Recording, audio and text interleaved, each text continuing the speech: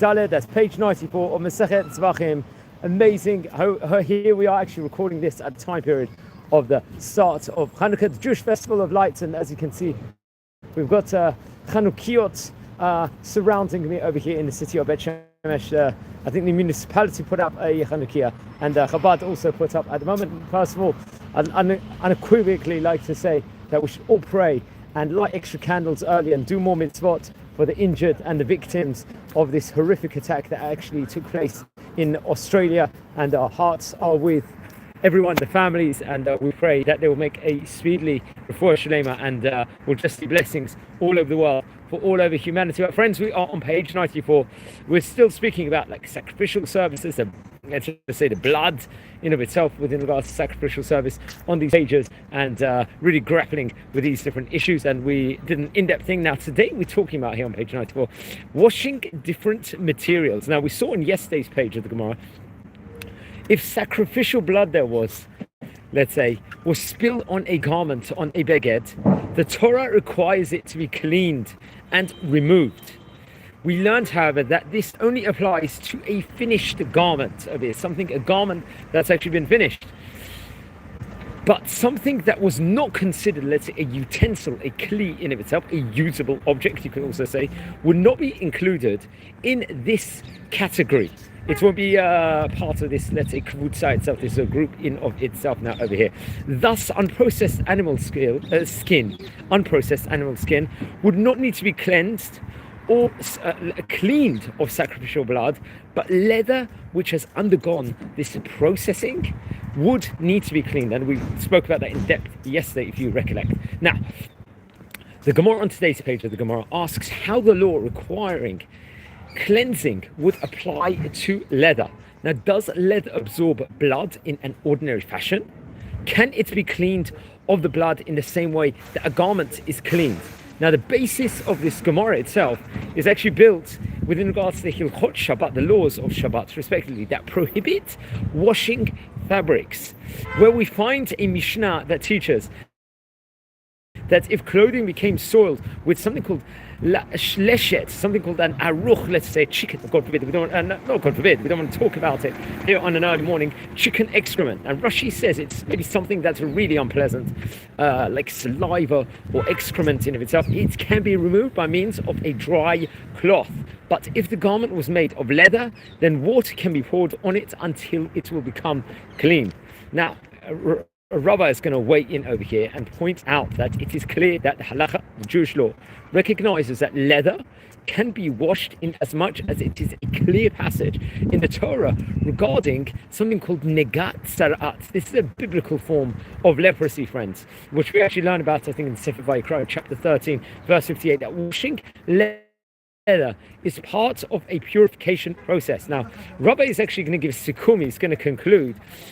Let's just say that we must distinguish between cloth, where simply placing it in water would already be considered washing, what, let's say, that is going to be naturally forbidden on Shabbat, and leather, where washing only takes place if there is additional, let's say, agitation that enhances the cleansing property of the water, what he calls, let's say, kiskus, a word called kiskus. Now, what is kiskus over here? Let's get a bit of a grammar, to gain our vocabulary banks on our brains in of itself. Kiskus, according to Rashi, is activity that is normally done by launderers who rub the material of the clothing against itself. Let's say in modern washing machines, this is done, let's say, mechanically. Now, Rabbeinu Hananel, another great rabbi, I think it's actually in Masechet Shabbat on page 140, towards the end of that specific tractate itself, he is going to suggest similarly that it refers to folding and stretching the cloth that is being cleaned. Now, regarding this action in the context of leather, let's say the Sheltot is going to explain over here that even if this type of agitation cannot be done to all leather, the point is that an additional action over here is necessary beyond simply placing water on the garments. Now, very, very interesting stuff. We're learning all about how cleansing, what we do, what it entails over here. But something interesting we're going to grapple with in a minute is that we want to go through a small sugya of how to learn a piece of Gemara together over here. So that's something that we very much want to do at the moment, and I think we will actually sit down just for a minute and learn a Gemara actually together. How it goes about, like, let's just say the learning structure within regards to how to engage with a piece of Talmud and so on and so forth. So you could say in today's stuff, there's a question over here that's posed, and actually use previous notes from Rabbi Adin Steinsaltz, but there's Ask the Kollel. They have an actual website over there where we deal with a question, and we're going to build it off. Well, must unfinished garments be laundered? So, over here, this is something that we just talked about inside the Sikkum, respectively. We've, let's say, had an entire basis for it. Now we're going to actually grapple with the steps and steps of learning Gemara. Now, I think one time we did record a video. I think we were in yeshiva in Jerusalem, and we had the privilege of recording a video with an author of a Gemara book that teaches you how to learn the Talmud in various different steps, which was a very, very privilege for us. I think we were in the yeshiva in Har Nof when we actually did that. I think that was it was around February of this year, 2025. But it gives us step by step of how to grapple with the Gemara, a piece of Talmud, and to digest it and to learn it properly. So a question is posed: must unfinished garments be laundered? That's a question. Now, Rabbi Eliezer is going to say, Rabbi Eliezer Omer, Beged Ainli El Beged. What is that meaning? It's a continuation of a brighter which we learned previously of Rabbi Eliezer. Beged teaches only that a Beged must be laundered. Rashi is going to come in and say, Stam Beged in the Torah refers to wool or linen. They come with different ideas of what this actual terminology means. Rashi did not say that this above when explaining Rabbi Yehuda. And many times when you look at learning a Gemara and going step by step, you look at other Gemaras, which there might have been, like, for example, in this case, in Zevachim 94, there's a Gemara in Menachot 39, in Amud Bet, in the second page, that says that Beged includes all materials. Then there's a question. We use a sentence that says, Minayin lerabot zah, v'kol minei begdim. So a question is going to come just from the statement. Every statement has a question and an answer. The question is, what is the source to include garments, let's say sack, and all materials? So he comes up with the phrase, the Gemara says, Talmud Luma, quoting Vayikra in Vav, which is Parshat Tzav, which we talked about on various occasions before.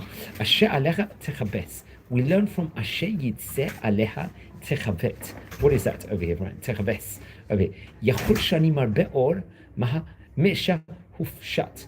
Perhaps this includes hide after hefshet. This will be a suggestion. So sometimes there's a question, there's an answer, sometimes there's a suggestion, and sometimes a rejection. Now a rejection is going to come. Talmud lomar beged ma beged davar mekabel tuma avkol davar mekabel tuma. So beged, so rejection says beged connotes only things that are something called mekabel tuma, that can actually, let's say, accept impurity upon themselves. And now over here, another suggestion is going to come. We've seen. Now, another question is going to come from this rejection over here, which it's actually going to state over my Beniyahu. What is the difference between Rabbi Eliezer and Rabbi Yehuda? So a question has come just from a rejection. And now over here, an answer, and there's several answers that comes about. And it says over here, the first answer is Ama Abai Maklit per Tuha Mishalosh Ika Beniyahu. First answer comes from Abaya. They argue about a patch less than 3 by 3. And then what you do is you look inside the Gemara, and there's commentators there. So you look inside the commentary. Rambam will give like a dictionary of what this actually means. 3 tefachim by 3 tefachim in a luxurious way.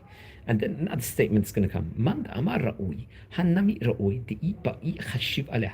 So over here, what's coming from this statement? Rabbi Yehuda is going to, let's say, obligate laundering it. He's going to say, well, it can be makabel tuma as it is now.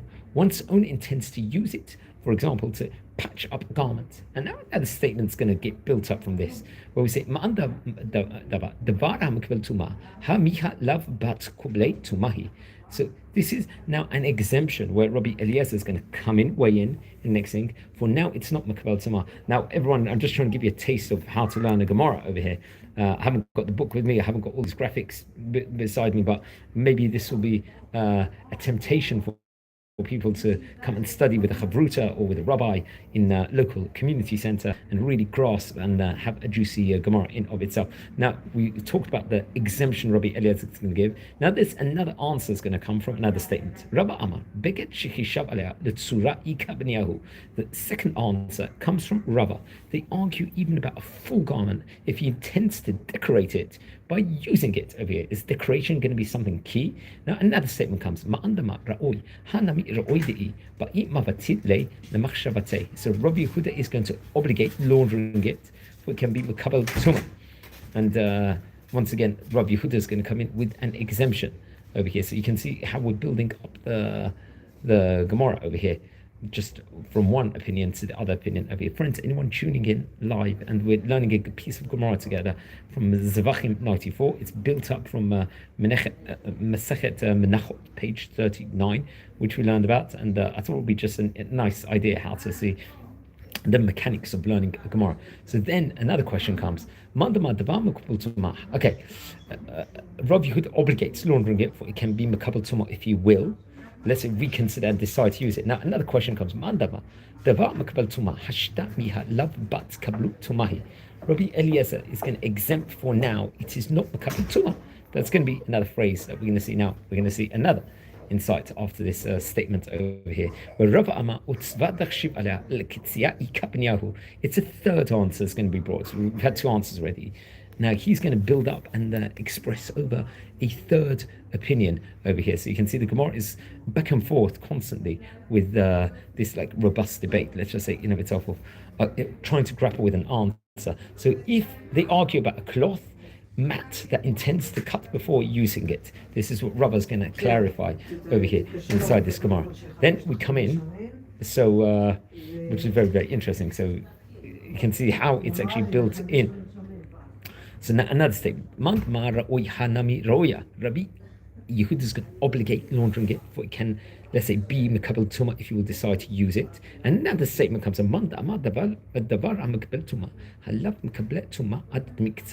Eliezer now is Elazar is going to exempt from now. It is not makabel tuma.